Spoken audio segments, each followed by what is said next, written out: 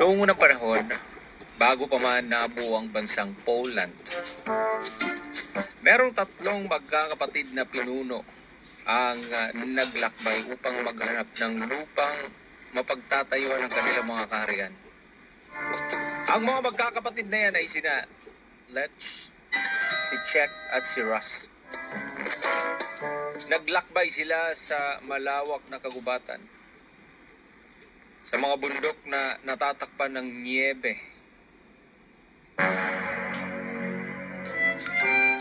Bago mag-niebe, 8.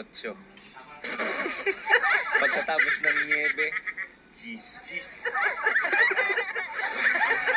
At sa mga kapatagang walang katapusan, ngunit isang araw habang papalubog ang araw, napansin ni Lech ang kakaibang tanawin. Isang agila puti na nakaupo sa ibabaw ng isang malaking punong oak. Agila? Yes. Puti? Puti.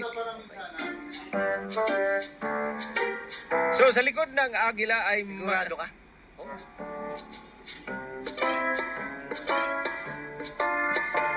Puti? Malaki?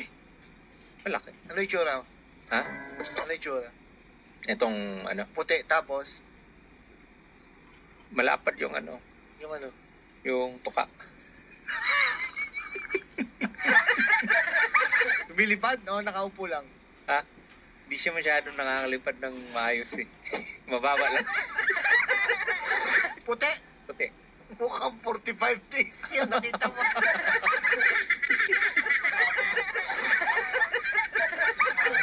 Yung kung mapipicture out mo siya pag lumaki yung tuka, ganito. Ha? Ganito. I-drawing mo nga! Aray ko. Malapad yung tuka niya.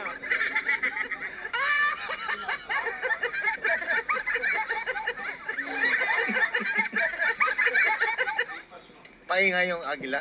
Ha? Maingay? Oo.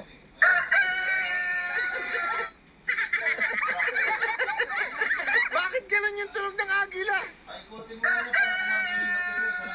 Sigurado ka agila yan? Oo. Okay. May palong? Meron. Anak ka ng po. Aray ko. Anak ng po. Wala pa ako nakitang agila may palong. May tari. Okay. Okay. Ano nangyari? Sa likod ng agila ay ang pulang langit ng dapit hapon. At nang ibuka ng agila ang kanyang mga pakpak. Tila ba kumikinang ito na parang gawa sa pilak? Nabighani si Lech at ang kanyang mga kasama. Ito ang hudyat ng ating tahanan, sabi ni Lech. Dito natin itatayo ang ating bayan sa ilalim ng agilang ito na simbolo ng tapang at kalayaan.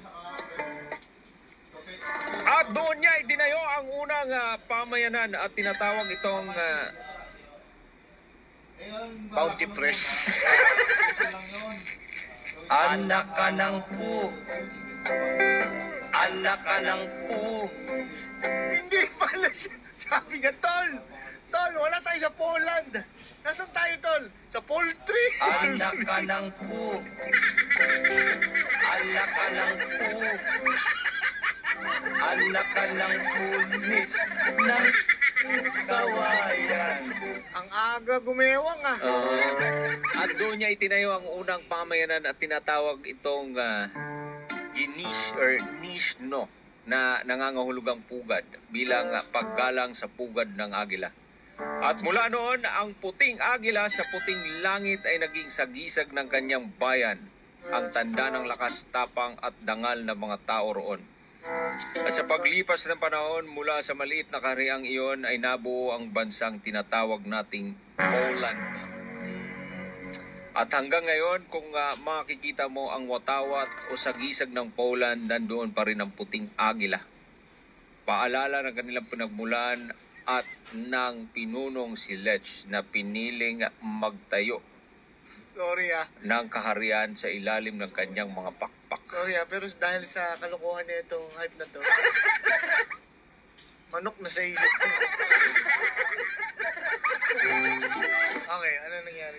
So ayun, Papa Jepoy, yun yung, kumbaga, doon nagsimula ang Poland. Pero meron pa, ha?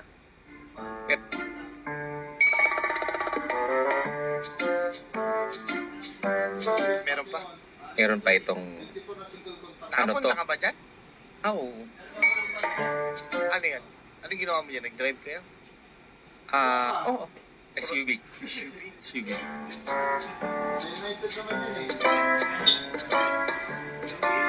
Nasa tabi niya pag nilagpasan mo yung Poland, Ukraine. Anong Ukraine? Punta kayo doon? Ukraine? Di ah. Saan ka nakarating nung lumagpas Dito kayo? kami sumakay sa Trinoma. Oo, tapos, paglagpas yun ng Poland, saan kayo nakarating? Dito nga kami nagabang ng SUV, Pamalolos. Tapos, walang Poland doon. Ha? Walang Poland doon. Dito sa may kalumpit